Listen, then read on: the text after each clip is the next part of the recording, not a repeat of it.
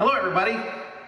So part 3 of this short little series about construction and repairs and improvements, I want to show you this kitchen. I just closed on this property in Pleasant Hill, built in the 90s, built around the late 80s, early 90s. And back then, that was just before I got into real estate, I was doing my own flipping back during that era of my life.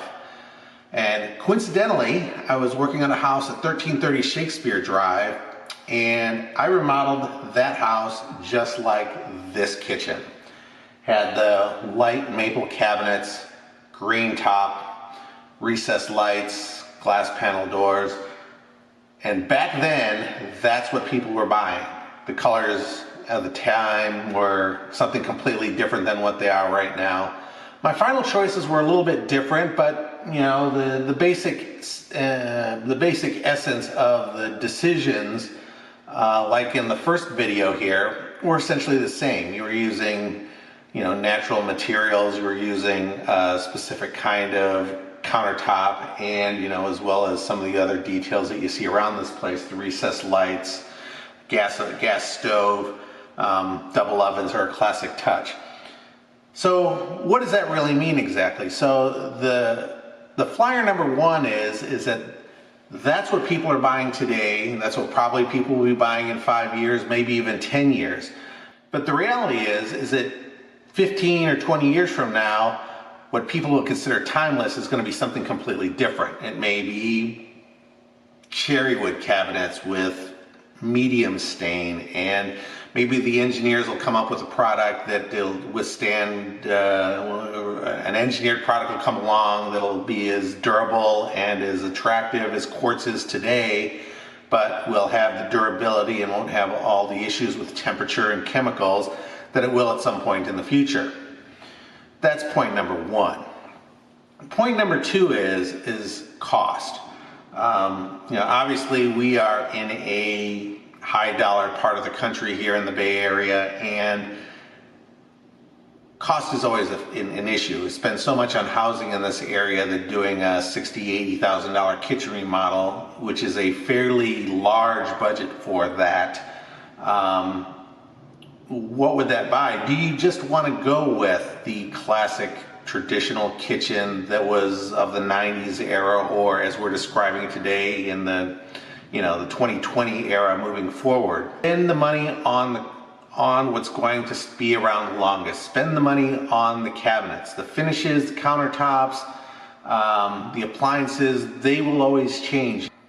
Let me show you how you could do a kitchen in pieces and spend $60,000, but not all at one time. Here you install the cabinetry, the granite, and the flooring. And you can see the owner here spent money on this, all wood cabinets, all wood.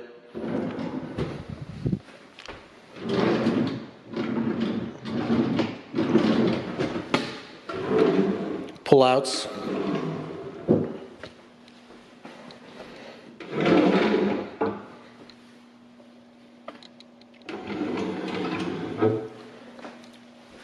Double ovens with convection, recessed lighting, glass panel doors. You'd probably put a farm sink in today, but this was fine for back when the kitchen was installed. Little island here. So, I mean, it was, you know, good decisions were made back then, and good money was spent. But take a look at what we could do here. Let's say that you wanted to do this modestly. You could buy these white appliances anywhere as opposed to going with stainless steel right out of the gate in order to save thousands of dollars on your initial install. Refrigerator is going to cost you $2,000, $2,500, $3,000 in stainless. You could probably get that one right there for $600. Double ovens with convection. This is something that I would probably start out with as stainless steel right out of the gate. If I were doing this as a full shot, yeah, I wouldn't want to buy those twice because that's kind of an expensive purchase. That's even in white, having double ovens with convection is a high dollar item. So you just go right to stainless with those. And then you could also go with low quality or mid-grade quality dishwasher on white stainless steel, and same thing with the stove. And then after a few years, after the kitchen has been used up, the appliances have been used up, you can go ahead and replace the countertop with the high-end 6-burner stove. Today, you would probably do this as a freestanding unit with the oven underneath, but this was the thing back in the day with cooktop, and at least he did it with high-quality gas. That's a plus. And the other thing is that he never got around here to do the backsplash. The backsplash here is just regular sheetrock. There's even an opportunity for the owner to come back in, the new owner to come back in and put in tile splash all the way through this. And I advised them that if they moved in here, they should repaint the cabinets white and then replace the appliances with stainless steel. And then you know, you could depreciate out the cabinetry for another 10 or 15 years and then replace the whole object en masse somewhere down the road. So this was the point of the whole first infographic. Make good decisions initially, and then the rest will take care of itself.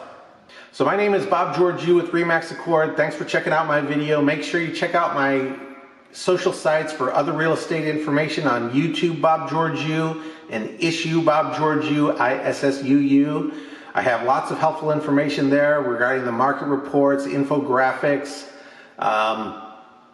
videos about other properties, and there's more coming. So check it out, subscribe, like the videos, and we'll see you in escrow. Have a great week, and we'll talk to you again.